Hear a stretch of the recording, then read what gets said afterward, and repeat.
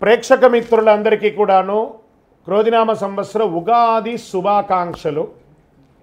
మరి ఈ సంవత్సరం నాడు ఆదాయం ఎంత ఉంది, వ్యయం ఎంత ఉంది, రాజపూజ్యం ఎంత ఉంది, అవమానం ఎంత ఉంది, అది కూడా మనం తెలుసుకోబోతున్నాం. తెలుగు సంవత్సరాలు 60 సంవత్సరాలలో ఈ సంవత్సరం 38వ సంవత్సరంగా క్రోధినామ సంవత్సరం ఏప్రిల్ 9 మంగళవారం నాడు ఉగాది ప్రారంభమైంది. ఆ రోజు నుంచి గోచార గ్రహస్థితులు అన్నింటిలో దృష్టి పెట్టుకొని ఒక సంవత్సర కాలం 12 రాసులకి 12 రాసులకి అశ్విని పర్యంతం మీనం వరకు ఉన్నటువంటి రాసులకు అందరికీ కూడాను ఆదాయం, వ్యయం, రాజపూజ్యం, అవమానం అనేది ఎలా ఉంటుందని కూడా చెప్పబోతున్నాం. ముందుగా మొట్టమొదటిది మేషరాశి, అశ్విని నక్షత్రం, భరణి నక్షత్రం, కృత్తిక మొదటి పాదానికి సంబంధించిన మీరు మేషరాశి వారిగా పరిగణించబడుతున్నారు. మీకు ఆదాయం 8, వ్యయం 14, రాజపూజ్యం 4, అవమానం 3. వృషభ రాశి వారికి కృత్తిక 2, 3, 4 పాదములు, రోహిణి నక్షత్రం, మృగశిర 1, 2 పాదాలకు సంబంధించిన మీరు వృషభ రాశిగా పరిగణించబడుతున్నారు.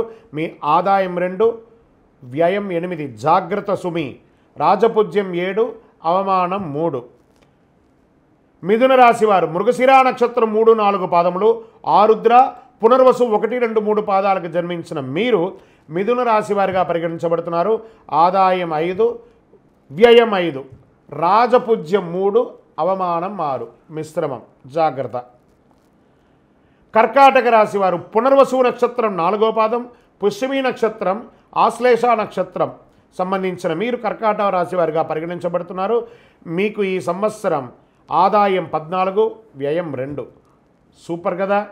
రాజపూజ్యం 6, అవమానం 6 ఈక్వల్. సింహరాశి వారు మీరు మఖా నక్షత్రం, పుబ్బా నక్షత్రం, ఉత్తరా నక్షత్రం యొక్క మొదటి పాదానికి సంబంధించిన మీరు సింహరాశి వారిగా పరిగణించబడుతున్నారు. ఆదాయం 2, వ్యయం 14, జాగ్రత్త. రాజపూజ్యం 2, అవమానం 2 ఈక్వల్.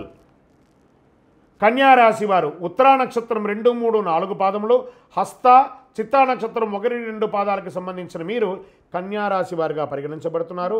ఆదాయం 5, వ్యయం 5, రాజపూజ్యం 5, అవమానం 2. ఆల్మోస్ట్ ఆల్ ఈక్వల్గా ఉంది కాబట్టి నో టెన్షన్. తులారాశి వారు చిత్తా నక్షత్రం 3, 4 పాదములు, స్వాతి, విశాఖ 1, 2, 3 పాదాలకు జన్మించిన మీరు తులారాశి వారిగా పరిగణించబడుతున్నారు. ఆదాయం 2, వ్యయం 5, రాజపూజ్యం 1, అవమానం 5. జాగ్రత్త సుమి. వృశ్చిక రాశి వారు విశాఖ 4వ పాదం, అనురాధ నక్షత్రం, జ్యేష్ఠ నక్షత్రం 4 పాదాలకు సంబంధించిన మీరు వృశ్చిక రాశి వారిగా పరిగణించబడుతున్నారు. ఆదాయం 8, వ్యయం 14, రాజపూజ్యం 4, అవమానం 5. 60-40గా ఉన్నారు, పర్వాలేదు, గట్టెక్కే అవకాశాలు కనబడుతున్నాయి. ధనుసు రాశి వారు మూలా నక్షత్రం, పూర్వాషాఢ 1, 2, 3, 4 పాదాలు, ఉత్తరాషాఢ మొదటి పాదానికి జన్మించిన మీరు ధనుసు రాశి వారిగా పరిగణించబడుతున్నారు.